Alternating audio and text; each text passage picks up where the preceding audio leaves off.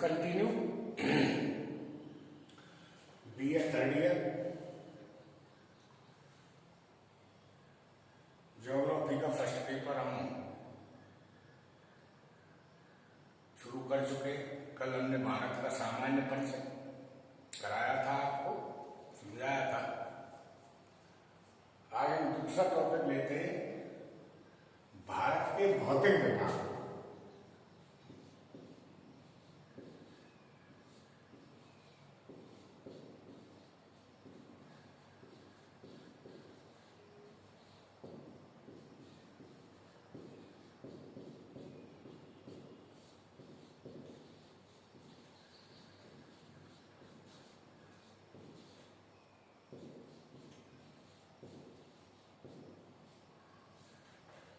भारत के भौतिक विभाग या भारत के स्थलाकृतिक प्रदेश, ये आज का टॉपिक है जो आज शुरू हो रहा है।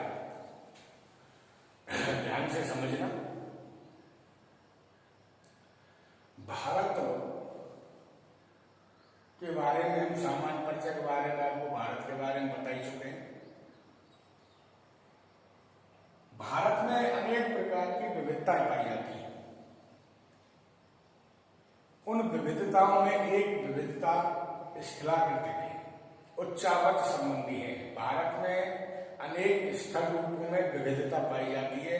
भारत में कई पर्वत हैं, कई पठार हैं, कई मैदान हैं, कई द्वीप हैं, कई मरुस्थल है, कई अधिक वर्षा वाला स्थान है, कई सबसे ऊंचा स्थान है, कई सबसे निचला स्थान है। तो ये स्थलाकृतिक जो विविधताएं वो हम भौतिक विभाग कहते हैं, जिनमें भौतिक और सांस्कृतिक रूप से विविधता मिलती है। अलग अपने क्षेत्र की ये भौतिक विभाग या स्थलाकृतिक प्रदेश जो हैं, ये अपनी एक अलग पहचान बनाए हुए हैं अपने अपने क्षेत्र में। इनकी अपनी अपनी अलग अलग विशेषताएं, इसलिए इन विशेषताओं को, विविधताओं को देखते हुए भारत को हम मुख्य रूप से 5 भौतिक विभागों में बांटते हैं। तो ये पहला है, यहां पर मैं लिखता हूं संकेत, इंडेक्स।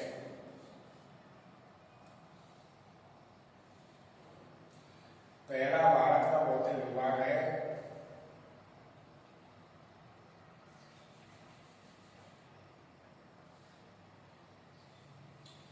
भारत का पहला भौतिक विभाग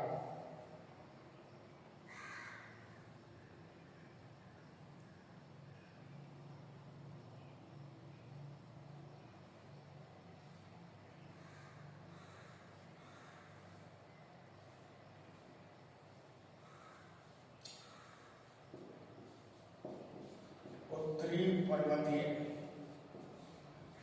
प्रदेश।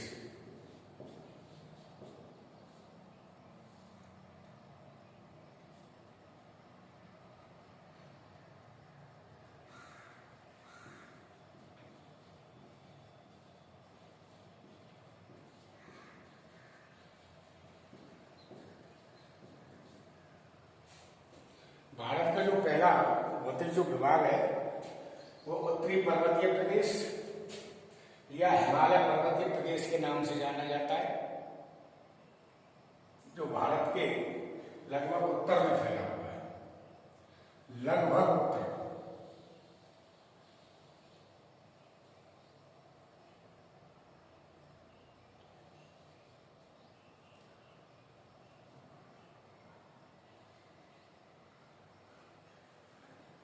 इसका जो संकेत है वो ये है। ये भारत का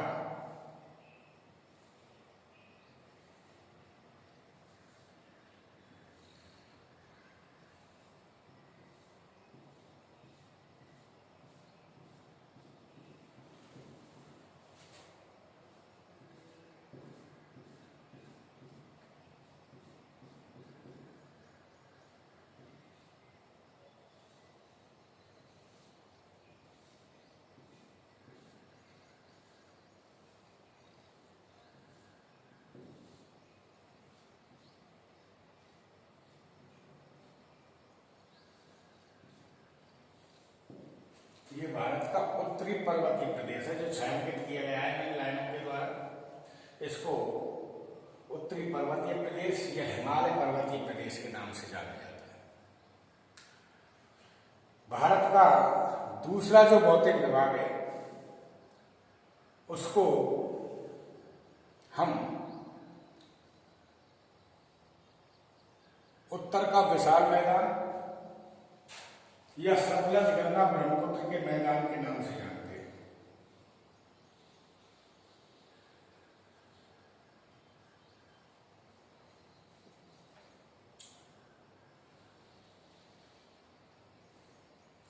ये उत्तर का विशाल मैदान है, इसको सतलज गंगा ब्रह्मपुत्र के मैदान के नाम से भी जाना जाता है।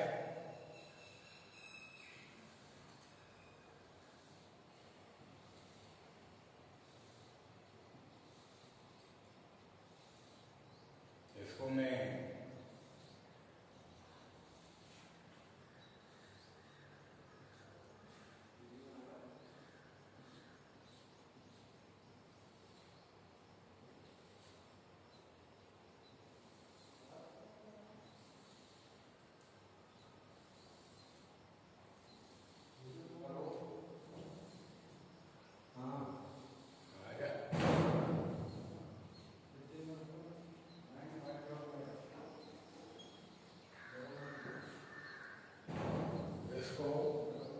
उत्तर भारत के विशाल मैदान के नाम से जाना गया है।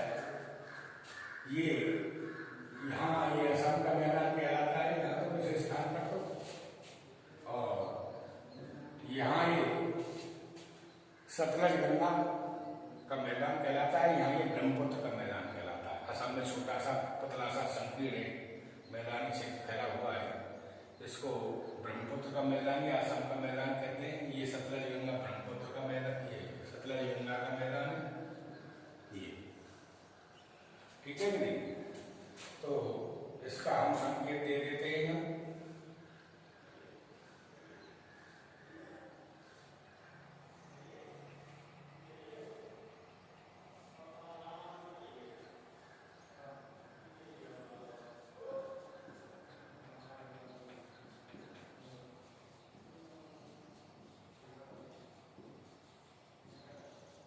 उत्तर का विशाल मैदान या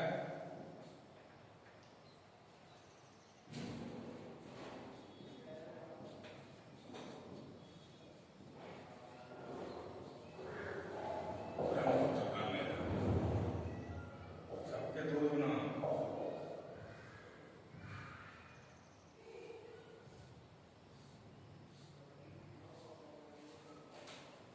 ये सतलज नदी, गंगा नदी और ब्रह्मपुत्र नदी उनकी सहायक नदियों के द्वारा बना हुआ उपजाऊ मैदान है विश्व का सबसे।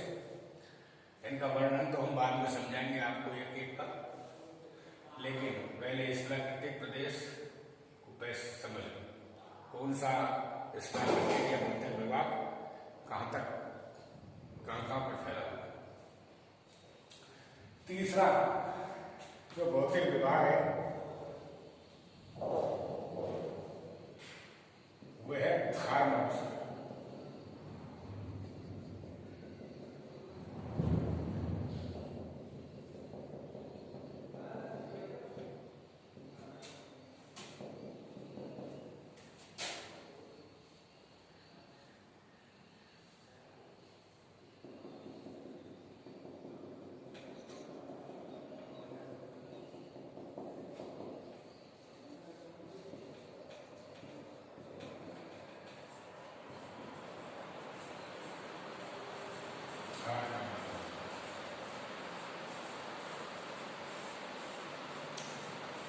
तीसरा जो भौतिक विभाग है वो थर्मोस्टेट के नाम से जाना जाता है।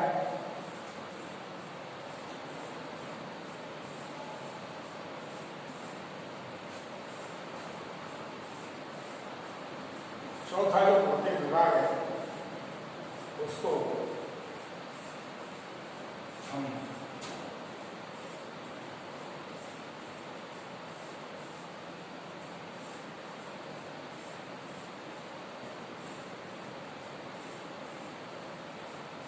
दक्षिण का पठार या प्रांतीय मैदान के नाम से जानते हैं।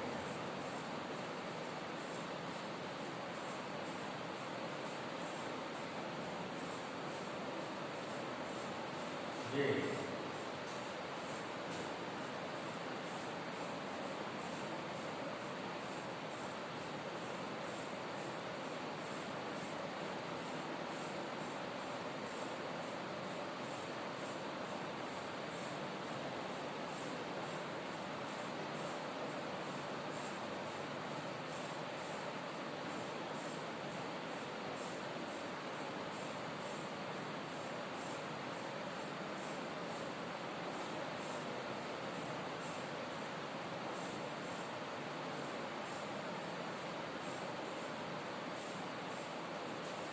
ये दक्षिण का प्रांतीय के मैदान कहलाता है।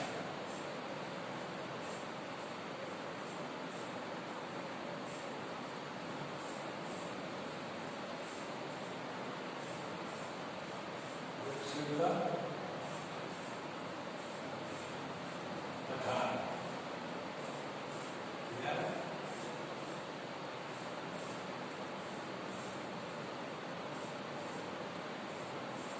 प्रायद्वीपीय पठार या दक्षिण का पठार है। और पांचवा जो है उसको कहते हैं तटीय मैदान।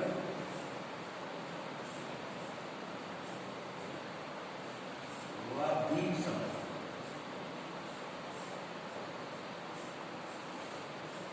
वो एक खाली जगह है,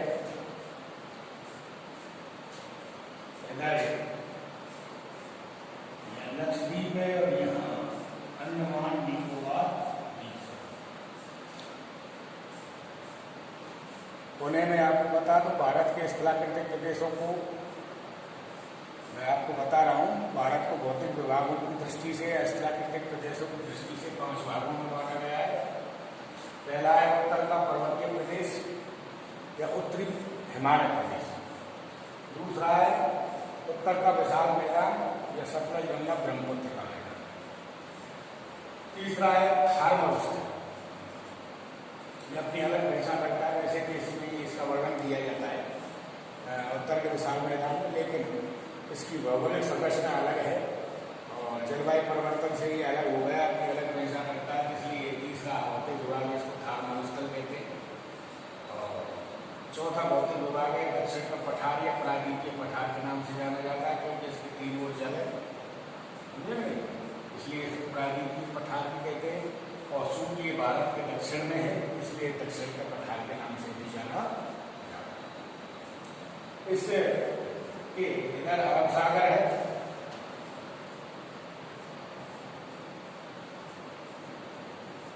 और इधर बंगाल की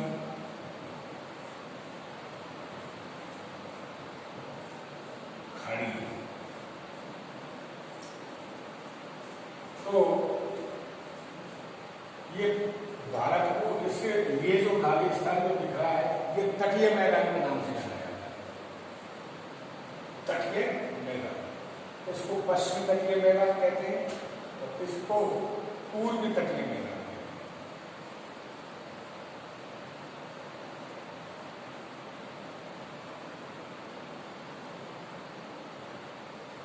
मैदान और इसको पश्चिमी तटीय मैदान के नाम से जाना जाता है। इन दोनों को मिलाकर के सम्मिलित रूप से हम इसको तटीय मैदान के नाम से, चौथा जो भौतिक विभाग है इसका 5वां, वो तटीय मैदान है। इन तटीय मैदानों के पास ही यहाँ अरब सागर में तो यहाँ लक्षद्वीप है और बंगाल खाड़ी, यहाँ पर अंडमान निकोबार द्वीप समूह है। इनको भी इसी विभाग के साथ सम्मिलित कर लिया जाता है, इसलिए 5वें भौतिक विभाग का नाम है तटीय मैदान और द्वीप समूह माला। तो ये 5 भौतिक विभाग हैं आपके।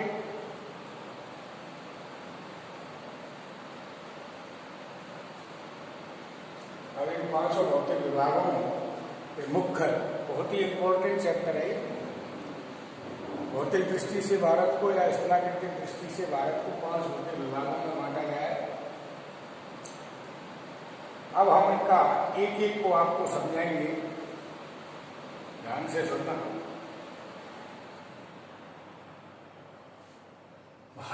उत्तर में पश्चिम से पूर्व की तरफ हिमालय पर्वत फैला हुआ है, जिसको चूंकि ये उत्तर में फैला हुआ है इसलिए इसको उत्तरी पर्वतीय प्रदेश भी कहते हैं। चूंकि इसका नाम हिमालय है इसलिए इसको उत्तरी हिमालय पर्वतीय प्रदेश के नाम से भी जाना जाता है। दोनों नाम सार्थक हैं। हिमालय हिम प्लस आलय, इसकी 5000 मीटर से ऊंची जितनी भी पर्वत चोटियां हैं वो हमेशा बर्फ से ढकी रहती हैं, इसलिए इसको हिमालय कहते हैं। यानी हर समय बर्फ से ढका रहने के कारण इसको हिमालय कहते हैं। इस हिमालय जो है ये भारत के उत्तर में पश्चिम से पूर्व की ओर 5 लाख वर्ग किलोमीटर क्षेत्र में फैला हुआ है। कितना? 5 लाख वर्ग किमी क्षेत्र में फैला हुआ है ये हिमालय। हिमालय जो है जैसा कि आपको इस मानचित्र में दिखाई दे रहा है, पश्चिम की तरफ चौड़ा है और पूर्व की तरफ सकरा है। पश्चिम की तरफ तो हिमालय चौड़ा है, ऊंचा है। पश्चिमी हिमालय की चौड़ाई अधिक है, ऊंचाई कम है, जबकि पूर्वी हिमालय की चौड़ाई तो कम है लेकिन ऊंचाई ज्यादा है। ध्यान रखें, ये धनुष के आकार में फैला हुआ है जो पश्चिम से पूर्व की ओर इसका विस्तार है। इसका संपूर्ण जो क्षेत्रफल है वो 5 लाख वर्ग किलोमीटर है। इसकी जो चौड़ाई है, हिमालय की जो चौड़ाई है वो 200 से 400 किलोमीटर, 200 से 400 किलोमीटर है। कहीं 200 किलोमीटर चौड़ा है, कहीं 400 किलोमीटर चौड़ा है। इसकी लंबाई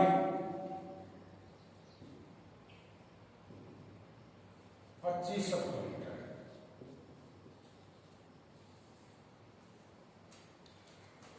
और इसकी औसत ऊंचाई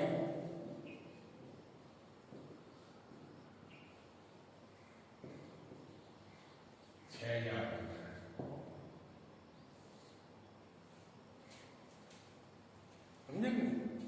ये भारत के उत्तर में 5 लाख वर्ग किलोमीटर क्षेत्र में फैला हुआ है। इसकी चौड़ाई 200 से 400 किलोमीटर है, इसकी लंबाई 2500 किलोमीटर है, इसकी औसत ऊंचाई 6000 मीटर है। ये इसकी विशेषता है। इस हिमालय को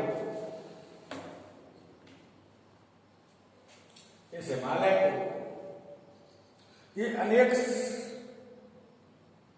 पर्वत श्रृंखला द्वारा बना हुआ है, एक ही पर्वत श्रृंखला नहीं है। ये हिमालय का जो उत्थान जो हुआ था वो विभिन्न कालों में रुक रुक करके हुआ है।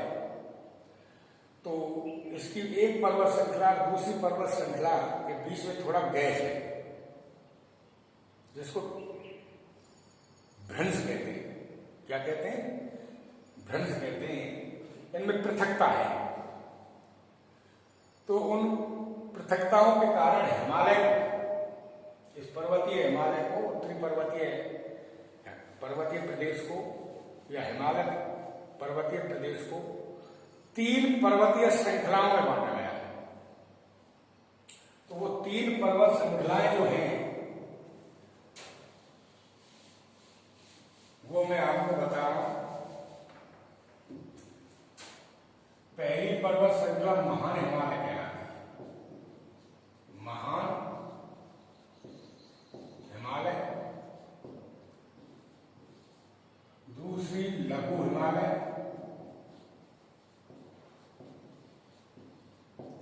और तीसरी उप हिमालय। इसको शिवालिक भी कहते हैं।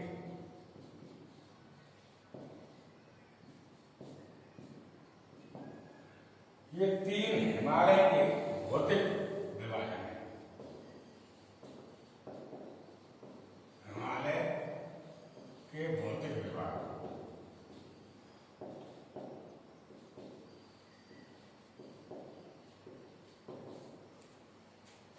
अध्ययन की दृष्टि से हिमालय पर्वतीय प्रदेश को अध्ययन की दृष्टि से 3 पर्वतीय श्रृंखला में विभाजित किया गया है। वो पहली पर्वत श्रृंखला महान हिमालय कहलाती है, दूसरी पर्वतीय श्रृंखला लघु हिमालय कहलाती है और तीसरी उप हिमालय या शिवालय के नाम से जानी जाती है। ये 3 पर्वत श्रृंखलाएं महान हिमालय को हिमाद्री भी कहते हैं और इसको आंतरिक हिमालय के नाम से भी जाना जाता है और इसको मुख्य हिमालय भी कहते हैं। मुख्य हिमालय, आंतरिक हिमालय या हिमाद्री, ये इसके उपनाम है। ये महान जो हिमालय है, ये महान हिमालय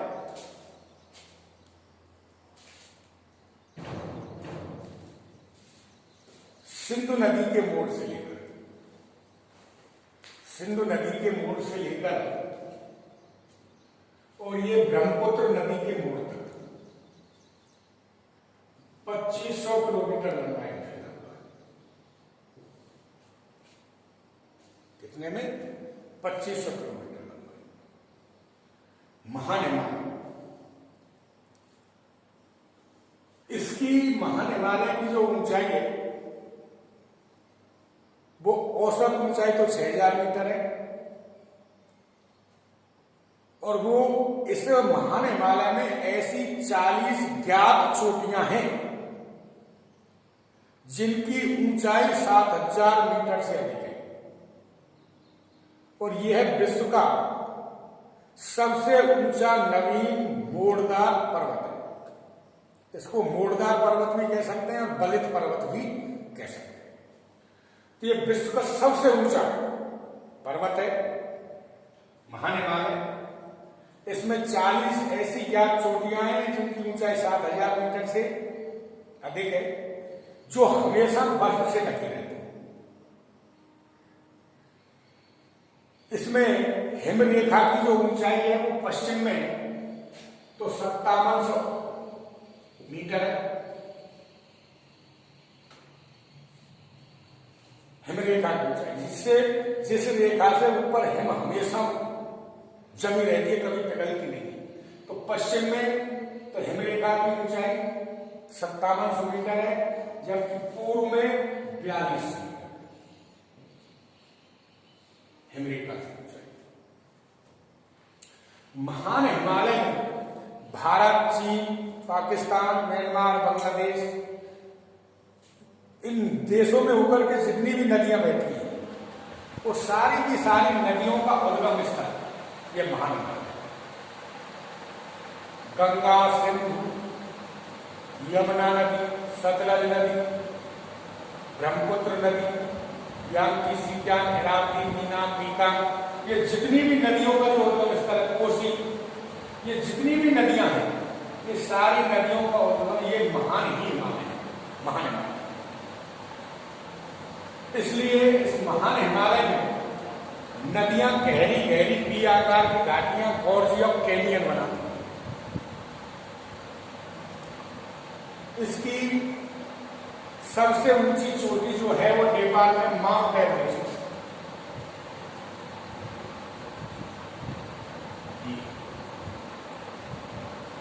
जो विश्व की सबसे ऊंची चोटी है Mount Everest, Mount Everest 8848 metre इसकी ऊंचाई है, विश्व की सबसे ऊंची चोटी। दूसरी जो चोटी है वो है गॉडविन आश्रम, जो भारत की सबसे ऊंची चोटी है, K2 कहते हैं। ये यहां पर K2 गॉडविन आश्रम। तीसरी इसकी सबसे ऊंची चोटी है कंचनजंगा, सिक्किम में।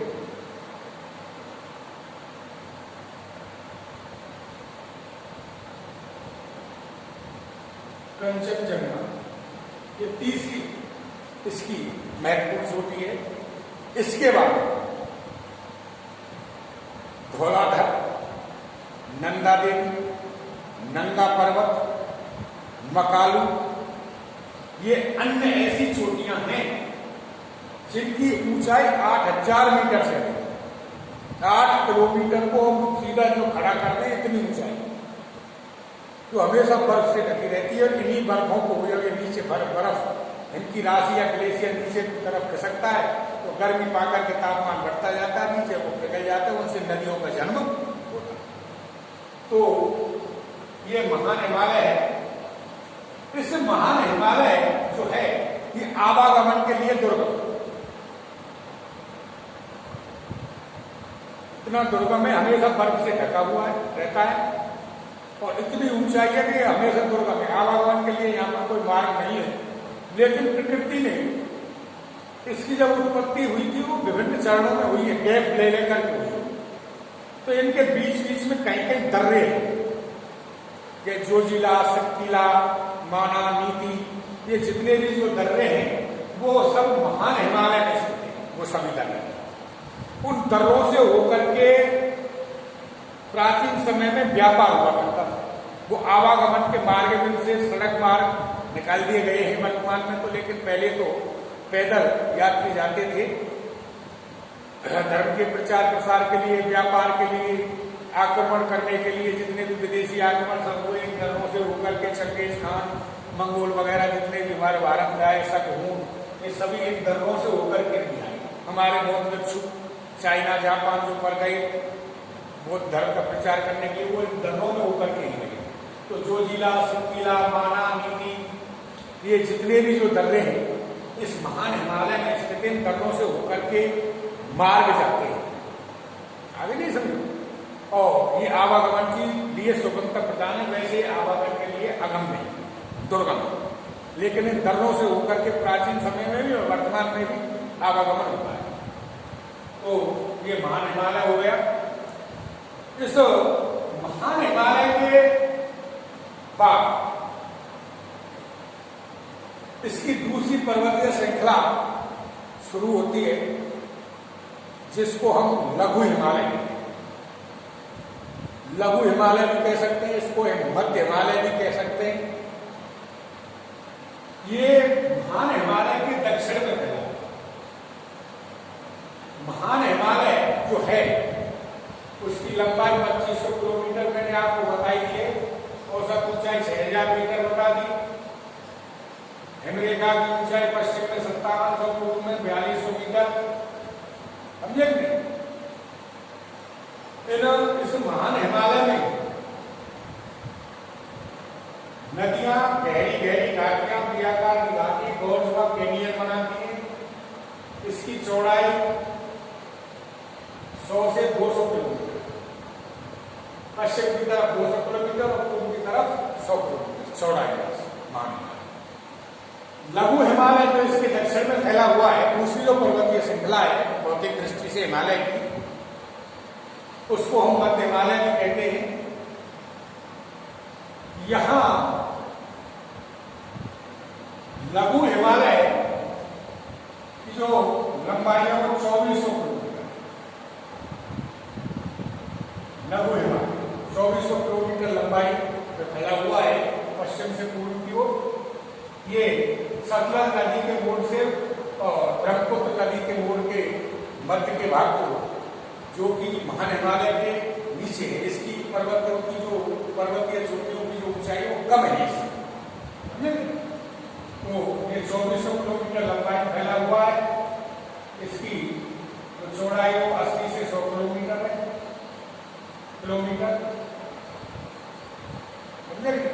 यहाँ नदी अपहरण की उदाहरण मिलते हैं इससे।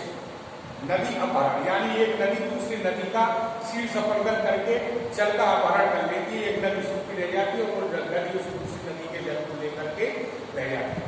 क्यों कि यहाँ ढाल थोड़ा मंद पड़ जाता है तो उनकी घाटी चौड़ी हो जाती है। तो चौड़ी चौड़ी घाटियां यहाँ पर इस मध्य हिमालय में, लघु हिमालय में पाई जाती है। यहाँ कुछ घाटी मैदान पाए जाते हैं।